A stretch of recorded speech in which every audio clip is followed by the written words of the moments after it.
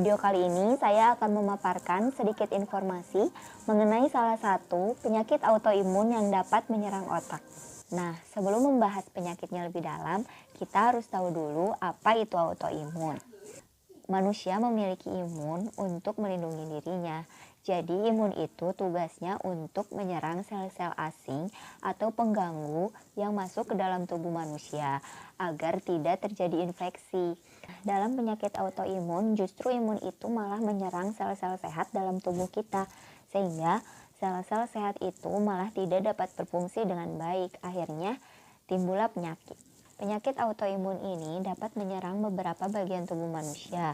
Salah satunya itu adalah otak. Penyakit autoimun yang menyerang otak itu contohnya Guillain-Barré syndrome atau disebut juga GBS. Penyakit autoimun ini menyerang saraf yang menghubungkan otak dengan tulang belakang, sehingga otak mengalami kesulitan untuk memberikan perintah kepada saraf otot untuk melakukan gerakan dan akhirnya timbullah kelumpuhan. Banyak orang yang sembuh dari penyakit ini, tetapi beberapa orang masih mengalami efek yang tersisa seperti lemas, lesu, lunglai, dan mati rasa. Sindrom ini harus segera diobati di rumah sakit karena gejalanya akan berkembang dalam waktu yang sangat singkat. Tidak ada yang mengetahui dengan pasti bagaimana perjalanan penyakit ini dapat menginfeksi seseorang atau sejumlah orang. Hanya saja pada GBS, sistem imun mulai menghancurkan selubung mielin yang mengelilingi akson perifer. Organisme seperti virus dan bakteri itu telah mengubah keadaan sistem sel-sel saraf. Organisme tersebut yang menyebabkan sel-sel imun seperti limfosit dan makrofag untuk menyerang mielin.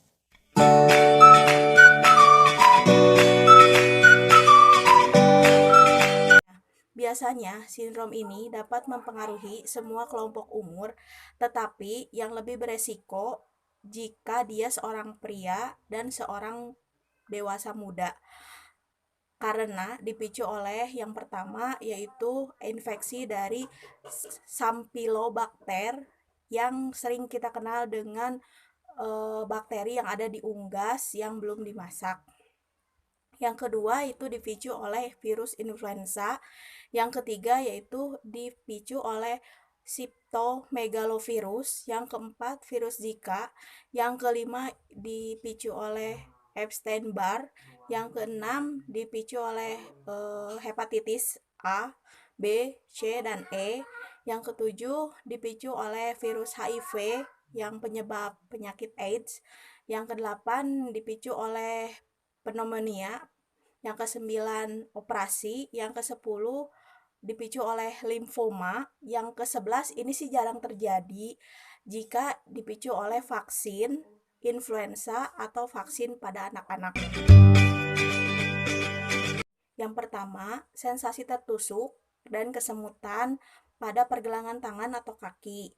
Yang kedua, kelemahan di kaki yang menyebar ke seluruh tubuh bagian atas.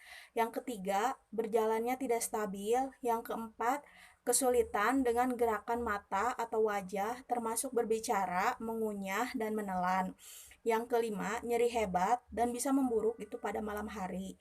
Yang keenam, kesulitan dengan mengontrol kandung kemih. Yang ketujuh, denyut jantung yang cepat. 8. Tekanan darah rendah atau tinggi. Gejala ini paling signifikan dalam waktu 2-4 minggu setelah gejala awal.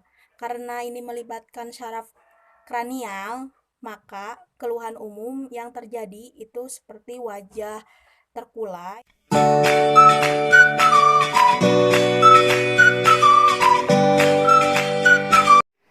Insiden tahunan Amerika Serikat GBS adalah 1, 2, sampai 3 per 100.000 penduduk, membuat GBS menjadi penyakit paling umum paralisis flaccid akut di Amerika Serikat. Dalam membandingkan kelompok usia, tingkat rawat inap rata-rata tahunan di Amerika Serikat terkait dengan GBS meningkat seiring bertambahnya usia, menjadi 1,5 kasus per 100.000 penduduk pada orang yang berusia kurang dari 15 tahun dan memuncak pada 8,6 kasus per 100.000 populasi pada orang yang berusia 70-79 tahun. Pada tahap awal penyakit, dokter menggunakan terapi untuk memisahkan antibodi dari plasma dan meresepkan imunoglobulin dalam dosis tinggi. Ada beberapa jenis pengobatan lainnya untuk penyakit ini. Yang pertama, obat pengencer darah. Yang kedua, menggunakan alat bantu pernapasan. Dan yang ketiga, obat pereda rasa sakit. Fisioterapi.